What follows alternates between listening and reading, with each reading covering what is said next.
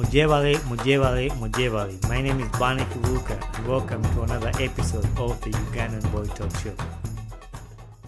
So today, in this episode, I know most of you, I've been talking about my dad on my podcast and talking about the things he does, and so today I'm honored to have him here. So welcome to the podcast, Mr. Fredrick.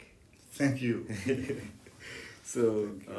I started this podcast to tell stories about my life, my friends, and everybody.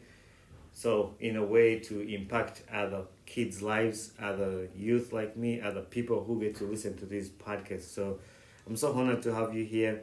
And but for a start, he's my father. So I want him to tell me one of his favorite memories of me.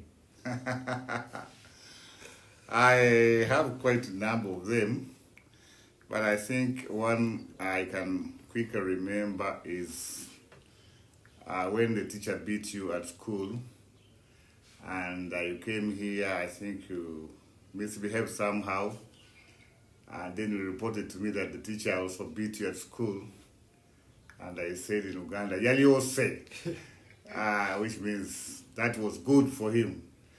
Then he went back to school the next day, and the headmistress of the school, asked you what your dad said about the teacher who beat you. And you told her that my dad said, "What you said." Other parents complained, but I think it was kind of a joke, but I think it was serious for the school. Yeah, so you enjoyed to watch us get beat. I actually, it was because of what you had done home.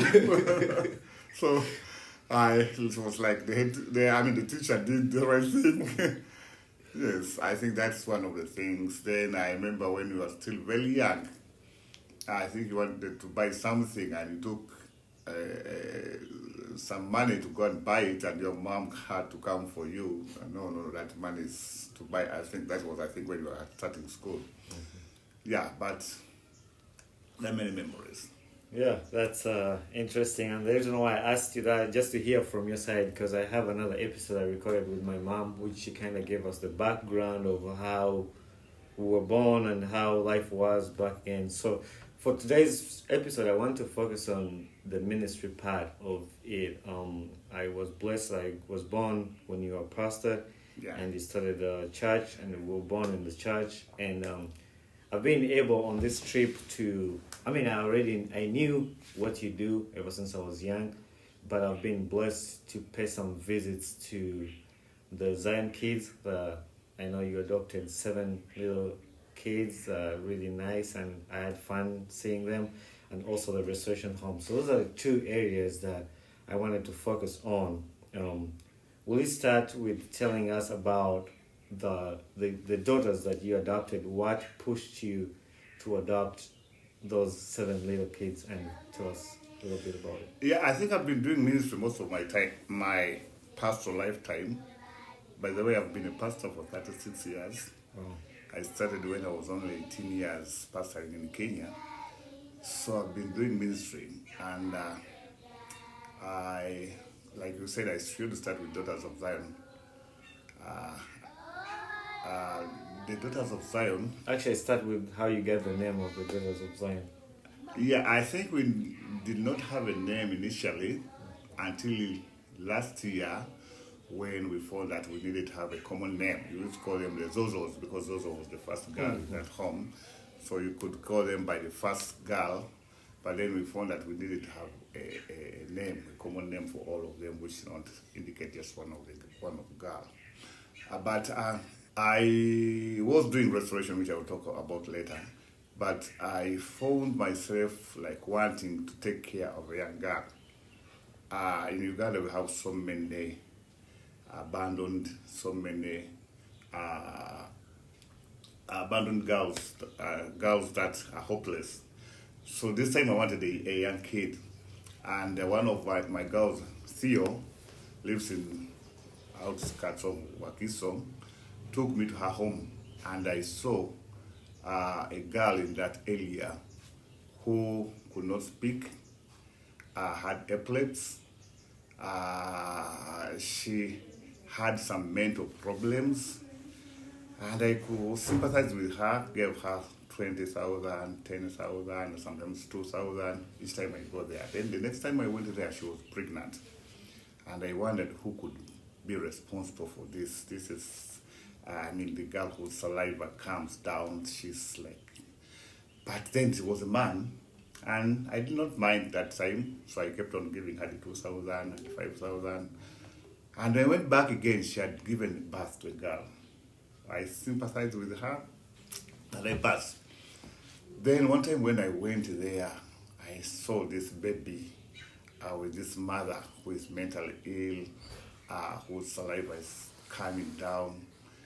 I decided to take her. So I went to the chairman, the leaders in the community, and I requested that they should give me this girl. She was 1 year by then. So that was the first girl I took in. That's Zozo? That's Zozo. When I had brought Zozo, I think it was about 4 months, then I started meeting mothers, mentally sick mothers with children. And I think that's when it hit me hard to see that these women, you see them on the street in the morning, in the day, at night, some men abuse them and make them pregnant. So I brought Jasmine, was the second girl. Jasmine was 1 year and a half when she came in from my mother with mental problem. Then from there I added others. Then the last one was Nandi. I think when they were 5, no, they were 5 years, I said no, my plate is full. Though despite the growing challenge numbers of people who came to me about these hopeless children, but I went to what place is it called? Gomba. It's called Gomba. I went to Gomba, and then for a home visit for one of the restoration home girls, and this woman, we talked. After we talked, she told me a story of a mad woman, mentally sick woman, who had her children, and when she moved away from the village, she never came back with them and said no. I think the witch had sacrificed these children.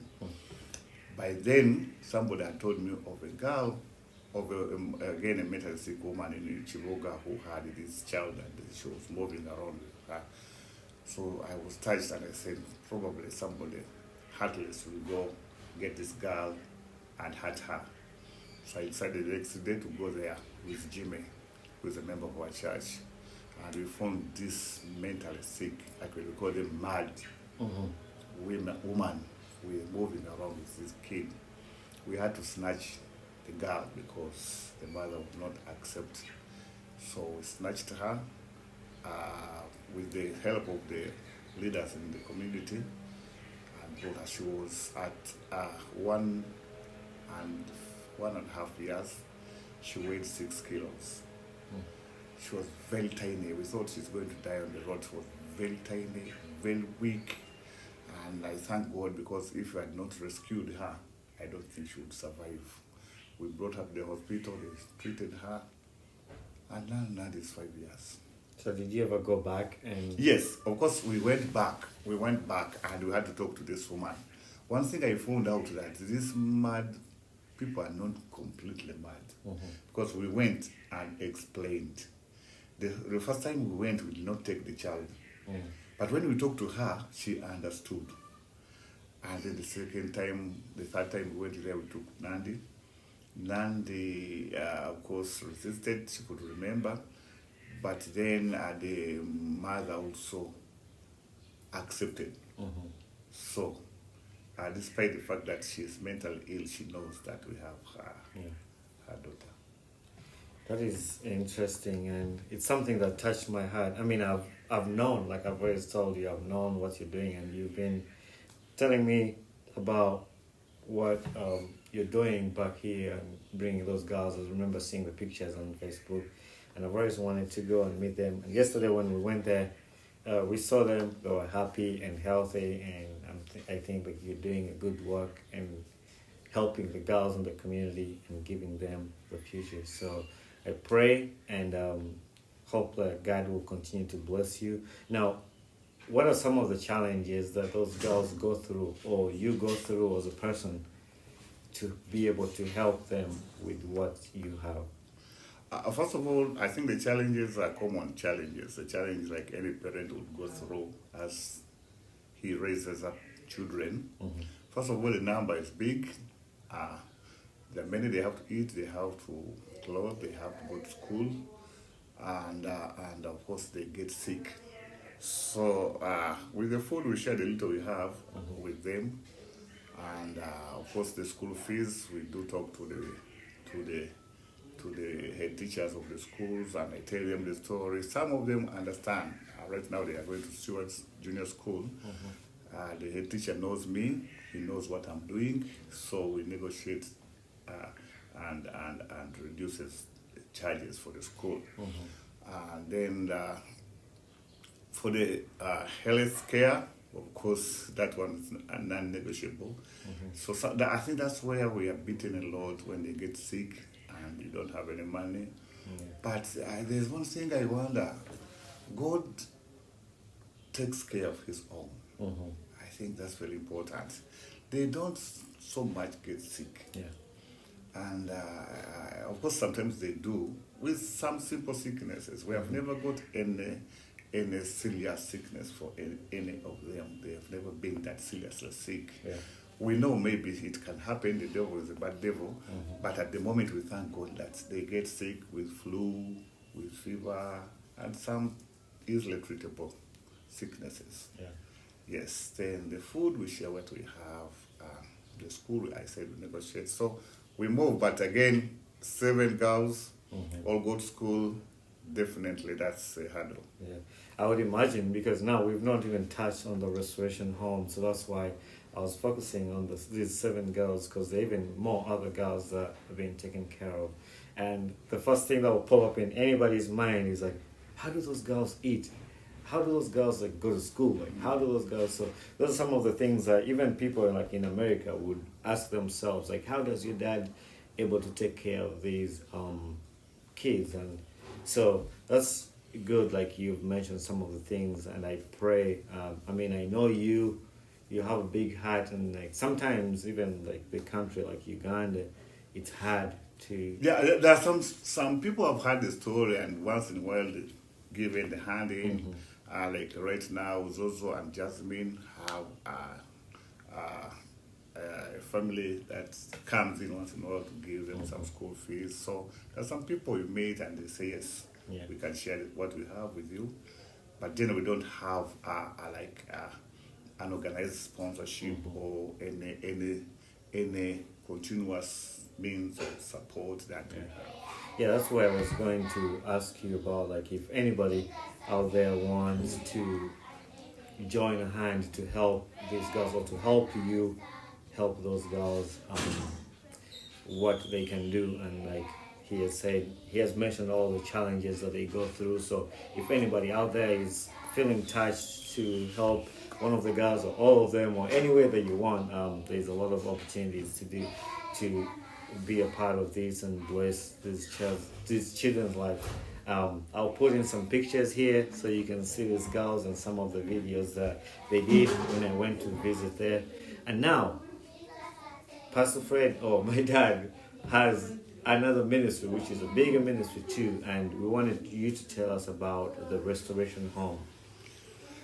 Yeah, the restoration home is now a home for 51 teenage girls, each one of them with a sad story of her past. And this home was started way back in 2004 with a girl who had come to Wakiso to look for, she was abandoned by her aunt and she had nowhere to go, so she came to Wakiso thinking that she would find a relative she knew, but she never did. And she stayed at the police for 3 days. Then the police did not have any custody, anywhere to put her, except for putting her in the custody inside, which was not good for somebody who has not done any crime. One of the leaders in the community, Mama Kasasa, came asking for who can help this girl. And one of our members, Edith, took her, brought her to church. And she had nowhere to go. Her father had died, her mother had died, and she had nobody left except her aunt who had abandoned her. So we took her in, and I think that was the genesis again with the home. Then we started having other girls coming who were homeless and had nowhere to stay. At first, initially, we rented a small room in Wakiso for them, but then we found, first they stayed with Pastor Kilabo first, and some stayed with us here at home. But then we found out that we needed a place where they can all stay and share the little that they had together, and of course even share because they had common challenges. We rented a room, but the room was not that safe. Then the leaders of the church and the youth decided to make bricks, and we constructed a small room for them where they could stay. The room was meant for 12 girls, but the number was growing very fast, and they ended up 17. They were squeezing in one room, 17 of them were squeezing in a very small room. Then, of course, they needed to go to school, they needed medical care, they needed clothing, they needed to eat. That was, I think, the challenge, because feeding 17 girls was not easy. The church also started contributing some money. Lucky enough, my brother bought a school, so we could take them to the secondary school here in Wakiso. Of course, the ages, they were between 13 and 17 years old. And these are the girls who were in this disparate situation, who had nowhere to sleep, and they completely had nobody to take care of them. So we took care of them. And when the number became 17, it became a very big challenge. This place where they're staying was very small. The food was very little. Of course, they had to go with one meal a day. But God, in His doing, He knows everything. One day, we had a man who came to visit, Ben Prophet, I think you know Ben Prophet, who came to visit us here. He was starting school ministry in Uganda. And I took him to church to show him where we were putting our church. Then he asked me about the small house that we had down and what was there. I said, we have our girls staying there. So I took him there, he looked at it, he never said anything. I felt like I was embarrassed. So by faith, I told him that, we are going to build a very big house for these girls to stay in. He never said anything. I said, this Muslim is going back. Why should I bother? So I let him go. And after 2 weeks, he called me back and said, Pastor Fred, did you say you wanted to buy land to put those girls in a bigger house? I said, yes, and we are planning to do it. Then I said, I've met a widow here. This woman, husband died, and the insurance gave him money, and they want to put this money in ministry. She would like to buy for you the land and possibly build a house for you. That was Candice, Ashban. And of course, I had to prepare.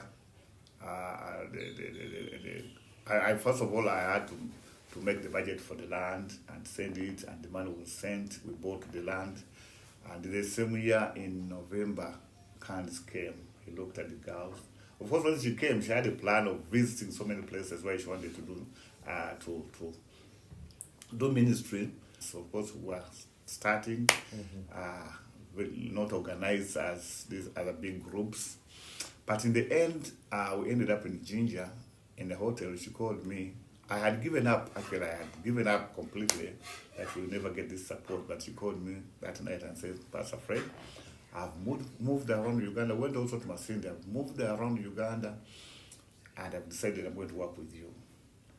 So I had given her a sketch plan of what we were intending to build, and she looked at it and pushed it aside and said, even she pushed aside my plan. But then she said, yes, I saw the plan you have, and I think you made it according to the resources that you have. But now I want us to think together with added resources. So we drew a plan of the house you saw, and she asked me how long it would take to build it. Of course, I gave her 6 months, which we did. In 6 months, that house was built, and it was all furnished, and everything was in place. So on the 17th, we had to add on 30, we wanted 42, they could accommodate 42 girls. So added, I think, 32 girls on the number. So the girls started living there. So Candice started assisting us with the school fees, food, medical care. Until recently, I think she ran out of money, that she started dropping some of the things. And that's the challenge we have with Restoration Home, that our budget now has reduced. There are many things that we are foregoing. Of course, we have the education for the girls, we have the food for the girls. Right now, she's still giving, and we are getting some assistance from individuals again, like Engage Hope accepted last year to do the shopping, this year to do the shopping. So God blesses us with some people coming in to give. The number of 51 is a big number, and I'm talking about youth. They eat. Yeah, I know that. So, and they get sick. And so sometimes, of course, we have challenges. For them, we have some serious sicknesses. Some, like Storytime had to do some operation for some of the girls, and it costly, takes money. But again, we thank God that we are still moving and going on. But again, we have challenges, so many challenges, that things that are not met. Areas, so some areas. Of course, we have the food right now, and of course, Candice told me she has been supporting us for 10 years. And says the period has been long. She has not been here, and that's another amazing thing. She was last year in 2016, not 16, 14. Yes, 14. Yeah, that's but she has been very faithful in sending us the money. Of course, she has reduced her budget, but again, we are grateful that we can eat and also go to school. Yeah, that is quite an interesting story. I mean, I think I know a little bit of it, but I wanted my listeners and everybody who listens to this show to know the history of that. And you touched about Engage Hope. Will you say a few words about what Engage Hope is? Yes, Engage Hope is an organization. I think it has 10 partners in Uganda. They started as a sponsorship group, sponsoring students who could not go to school. But we are glad that they get to know more about what we are doing, and now they are involved in some other activities like the home, where they give support. Engage Hope is not a very big organization, it's a small organization, and it looks for funds from the US to support the organizations that are doing ministry here in Uganda. One thing we want to do, I think in it from the beginning, is looking at ways of sustenance. You cannot depend on donations all the time for a vision as big as Restoration Home. First of all, the food we eat, the girls eat, is food from the garden, food that can be grown. So we have idea of having land where we can grow our own food, so that we don't depend on food that we buy from the market every day. And we pray that one time God opens support for us to get land where we can grow our own food. And again, most of our girls, we have stages, levels of education. And we encourage our girls to go to university. And I thank God that the number of them have money to go through university, but not all of them do go to university. So many of them end up going to vocation schools, and it's not easy to pay for them. So we have idea of making a vocational school where we can take our girls and also bring in other girls from the community who can pay money, so that we generate some income that can support the home. So right now we are thinking about income generating activities. we have other people from Bread for Life who constructed for us a bakery. And we have a bakery. It's not operational yet because we lack the mixer, we lack some of the things and the capital to start, which can make, we plan to sell bread in turn to get some income. So we are thinking most now of how we can sustain ourselves, having some income generating activity. And those girls can work in the Yes, bakery. and the girls can work in the bakery and also get the skill. Yes, even with the vocational school, I think we want to put our girls there to learn so they can teach others. Yeah. That's really good. And I mean, again, I would say like I knew most of these things, but it's really interesting story to hear from you, just saying how those the few questions that I would ask that I know some of the listeners might even be thinking is like, what's the criteria of getting the girls to the restoration home? Do you pick out like, oh, this girl is from this society, or she's Christian, or you just get, so what's the criteria of? First of all, Uganda being one of the poorest countries, the number of needy people is alarming. You may find that almost everyone is a needy. But the criteria of bringing the girls, first of all, we consider number one, those who don't have anywhere to stay. I think the home for the homeless.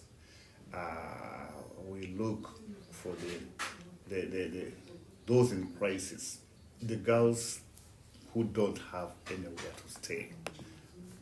That's number one. I think we look for the crisis, and then there are those who have parents, but then the parents have abandoned them. Yesterday we graduated a girl, and in her speech mentioned about her mom leaving, her dad leaving, abandoning them, and she was in tears as she was sharing how we came in to help. So we have those who have parents, but the parents, unfortunately, they are parents who abandon their children.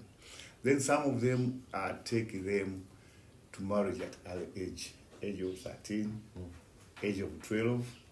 So we rescue them, working with the probation officer in Wakiso to rescue those who end up. Some of them, because of the challenges they have at home, they end up on streets to become prostitutes. So we save them. So we look at the need, the area of need.